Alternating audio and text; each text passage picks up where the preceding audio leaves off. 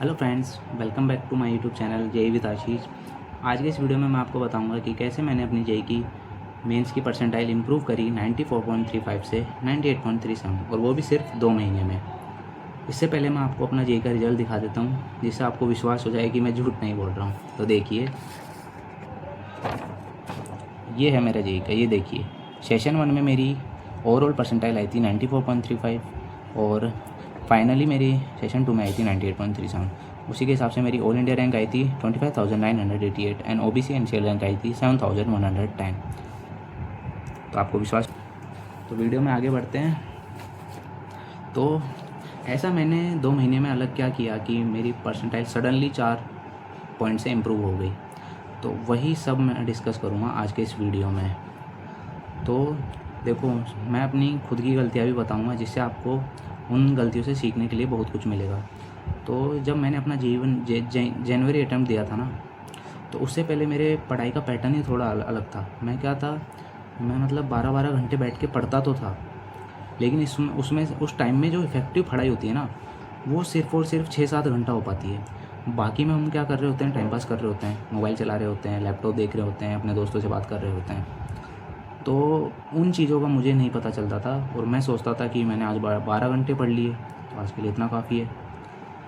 और सबसे बड़ी गलती मेरी जो थी वो थी कि मॉक टेस्ट का मैं कभी एनालाइज नहीं करता था। करता भी था तो जैसे 5-6 मॉक टेस्ट हो चुके हैं ना, फिर एक साथ लेके बैठता था उनको, जिससे मेरे खुद के ऊपर ही बहुत ज़्यादा प्रेशर हो जाता था। तो उसका अल्टीमेट रिज़ल्ट यही रहा कि मेरा जेई मेंस में जनवरी अटैम्प्ट में मेरी परसेंटाइल 94.35 आई और मुझे थोड़ा बुरा लगा, लेकिन मुझे पता था कि मैं अप्रैल अटैम्प्ट में अच्छा कर सकता हूँ। मेरा जनवरी अटैम्प्ट था 23 जनवरी शिफ्ट 2। आप उसका पेपर सोल्व कर सकते हैं, आपको पता लगेगा कि पेपर का लेवल कैसा था। तो फिर मैं अपने टीचर से मिला, उनसे मैंने डिस्कस किया कि सर, मेरे जनवरी में इतनी परसेंटाइल आई है और मुझे तो अपनी परसेंटाइल अच्छी करनी है, तो मैं ऐसा क्या करूँ कि मेरी परसेंटाइल इम्प्रूव हो जाए। तो उन्होंने मुझे एक प्रॉपर गाइडलाइन बताया और उन्होंने बताया कि तुम इस गाइडलाइन को अगर फॉलो करोगे ना, तो अल्टीमेटली जो अप्रैल सेशन होने वाला है ना, उसमें तुम्हें इस चीज़ का रिजल्ट देखने को मिलेगा। तो फिर टीचर्स की बताई हुई गाइडलाइन को मैं फ़ॉलो करता रहा। उन्होंने मुझे बताया था कि रिवीज़न सबसे इम्पोर्टेंट होता है।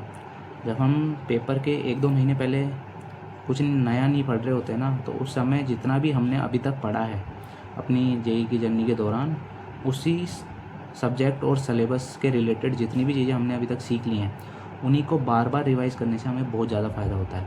और टीचर्स ने मुझे ये भी बताया कि पीवाईक्यूज़ करना बहुत इंपॉर्टेंट है, क्योंकि पीवाईक्यूज़ करने से हमें क्या पता चलता है कि पेपर का एग्जैक्ट पैटर्न हमसे क्या मांग कर रहा है। मतलब हम पेपर में ऐसी चीज़ें एक्सेप्ट कर सकते हैं कि इस तरह का सवाल आएगा, लेकिन वो थोड़ा घुमा फिरा कर ज़रूर आ सकता है, लेकिन एग्जैक्ट कॉन्सेप्ट सेम होगा।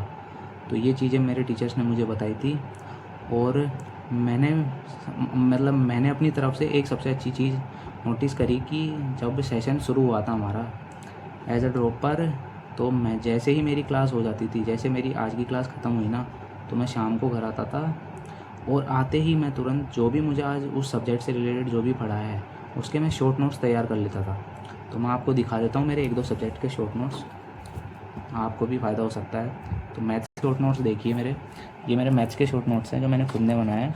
ये देखिए, जैसे ही चैप्टर ख़त्म हो जाता था मैं घर आके शॉर्ट नोट्स बना लेता था। तो इस चीज़ का मुझे बहुत फ़ायदा मिलता है। और ऐसे ही मेरे फिज़िक्स के भी शॉर्ट नोट्स हैं जो मैं बना लेता था। मैं आपको दिखाता हूँ, 1 मिनट रुकिए। ये देखिए, फिज़िक्स के रिजिड बॉडी डायनेमिक्स के नोट्स हैं। ऐसे ही मैंने हर चैप्टर के नोट्स बना रखे थे। ऐसे ही करके मैंने केमिस्ट्री के भी शॉर्ट नोट्स बना रखे। तो इन सारी चीज़ों का मुझे अल्टीमेट में बहुत ज़्यादा बेनिफिट हुआ। और फिर मैंने अपनी तरफ से एक मॉक टेस्ट की ऑनलाइन मैंने एक सीरीज़ मंगाई थी, जिसमें 15 मॉक टेस्ट आते हैं। मैं आपको वो दिखा देता हूँ, उसका कवर दिखा देता हूँ मैं आपको। तो ये थी वो टेस्ट ड्राइव मैंने मंगाई थी अरिहंत की।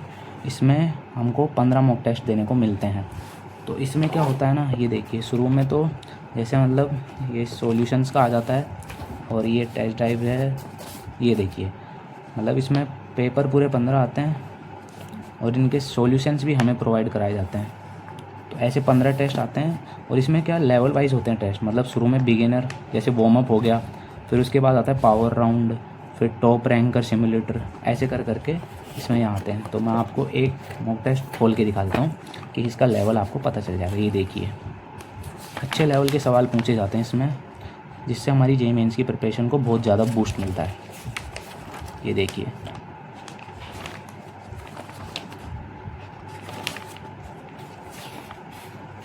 और इससे इस सीरीज़ की वजह से ज़्यादा बेनिफिट हुआ, क्योंकि हमारे पूरे मार्च में कोचिंग की छुट्टियाँ लग गई थी, क्योंकि उस टाइम बच्चों के बोर्ड्स होते हैं। तो उस टाइम मैंने ये मंगाई और मैंने अपने मेरे टीचर्स ने मुझे बताया कि अल्टरनेट दिन में इसको एक मॉक टेस्ट ज़रूर दो और उसका एनालिसिस उसी दिन करो। तो ऐसा करते करते मुझे बहुत ज़्यादा फ़ायदा हुआ। और फिर शॉर्ट रिवीजन तो मेरे पास थे ही, तो फिर मैं अपना टेस्ट देने गया। मेरा जेईई मेंस का अप्रैल सेशन 8 अप्रैल को था और 8 अप्रैल की शिफ्ट अल्टीमेटली मतलब टफ़ शिफ्ट थी, क्योंकि उस शिफ्ट की कट ऑफ मतलब आप 99 परसेंटाइल एक्सेप्ट कर सकते हो 162 मार्क्स पे थी, और मेरे उस शिफ्ट में आए थे 151 मार्क्स। तो टफ़ शिफ्ट होने की वजह से मेरी परसेंटाइल इतनी अच्छी आ गई। और बाकी शिफ्ट का अगर एनालिसिस करें ना, तो उनकी 99 परसेंटाइल की जो जा रही थी ना मार्क्स, वो जा रहे थे 190, 188 ऐसे। तो उस चीज़ का भी मुझे अल्टीमेट बहुत फ़ायदा मिला। तो मैं तो अपनी तरफ से यही कहूँगा कि 2-3 चीज़ें हैं जिनका आप शुरू से ही ध्यान रखें। जैसे कि आप अपने शॉर्ट नोट्स हमेशा तैयार रखें, क्योंकि शॉर्ट नोट्स अल्टीमेट हमें जब हमारा फाइनल टाइम आ रहा होता है ना एग्ज़ाम के 1-2 महीने पहले, तो हमें बहुत ही ज़्यादा फ़ायदा देते हैं ये चीज़ें। क्योंकि अगर कोई भी चीज़ हम भूलते हैं ना, तो हम उसको तुरंत देख सकते हैं अपने शॉर्ट नोट्स के थ्रू, और वो चीज़ हमें तुरंत याद हो जाती है। तो इस चीज़ का सबसे ज़्यादा यही फ़ायदा होता है। और जो गलती मैंने की थी कि मॉक टेस्ट एनालिसिस नहीं करता था, वो गलती आप मत करना। जैसे ही आज का टेस्ट हुआ है ना, तो घर आके उस टेस्ट को पूरा एनालिसिस कर लो। कुछ भी नया मत पढ़ो यार। नया तो पढ़ने के लिए अगला दिन पढ़ा है, कोचिंग में जाके बैठ के अपने दोस्तों के साथ पढ़ सकते हो आराम से, लेकिन मॉक टेस्ट एनालिसिस करना बहुत ज़रूरी है। और अल्टीमेटली फाइनल एक और चीज़ है कि मोबाइल से जितनी दूरी हो ना, वो रख सकते हो। मैं ये मना नहीं कर रहा कि मोबाइल का यूज़ मत करो, लेकिन मोबाइल का यूज़ हम पढ़ाई में कर सकते हैं। देखो, अगर कोई मैथ का सवाल होता है, हमें नहीं आ रहा है ना, तो 2-3 बार उसको ट्राई करो।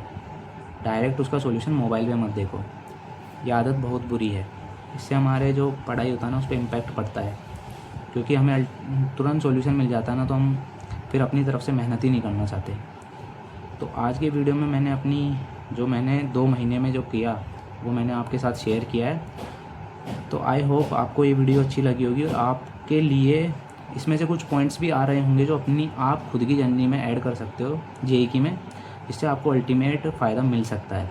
और मैं रिकमेंड करूँगा कि जो मैंने मॉक टेस्ट की सीरीज़ दिखाई थी ना, ये आप जैसे आपके जेईई मेंस का जनवरी अटैम्प्ट या अप्रैल अटैम्प्ट आ रहा हो ना, तो उससे 1 से 2 महीने पहले ही मंगा कर रख लीजिए और फिर इसको लगाना शुरू करिए। तो आपको फाइनली इसका रिज़ल्ट भी बहुत अच्छा मिलेगा। तो धन्यवाद। इस वीडियो में इतना ही। चैनल को सब्सक्राइब करना ना भूलें। जय हिंद।